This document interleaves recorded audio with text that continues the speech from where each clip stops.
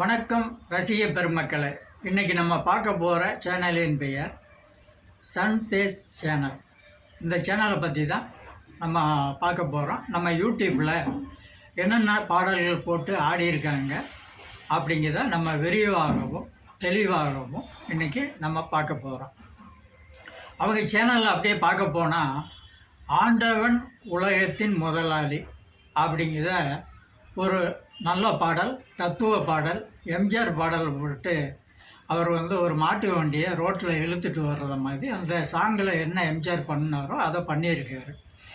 ஆனால் அதுலேயும் ஒரு தப்பு பண்ணியிருக்காங்க. என்ன தப்பு பண்ணியிருக்காங்க அப்படின்னா, மாட்டு வண்டியை பின்னாடி போகிற மாதிரி சாங்கை போட்டாங்க. அது தப்பு. ஒரு சாங்கை கெடுக்கிறது யார்? யூடியூப்காரங்க மட்டும்தான். அது தவறு. முன்னாடி இழுத்து கொண்டு வந்திருக்கணும். எம்ஜிஆர் என்ன பின்னாடியே இழுத்து மாட்டு வண்டியை தள்ளிட்டு போனார்? அந்த வண்டியை இழுத்துட்டு வர்ற வண்டியை அது கிடையாது. அது பிறகு அவர் சேனலில் பார்க்க போனால் கட்டிய மனைவி தொட்டில் பிள்ளை உயிரை கொடுத்தவர் அங்கே அப்படிங்கிற எம்ஜிஆர் பாடல் தத்துவ பாடல் தான். இதுவும் போட்டிருக்காரு.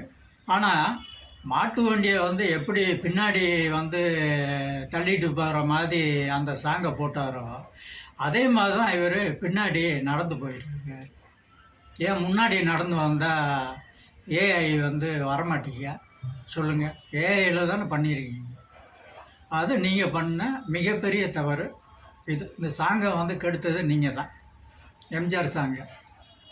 அதுக்கு பிறகு பார்க்க போனால் ஒருவர் மீது ஒருவர் சாய்ந்து பாடல் நீங்கள் போட்டிருக்கீங்க, ஆடியிருக்கீங்க.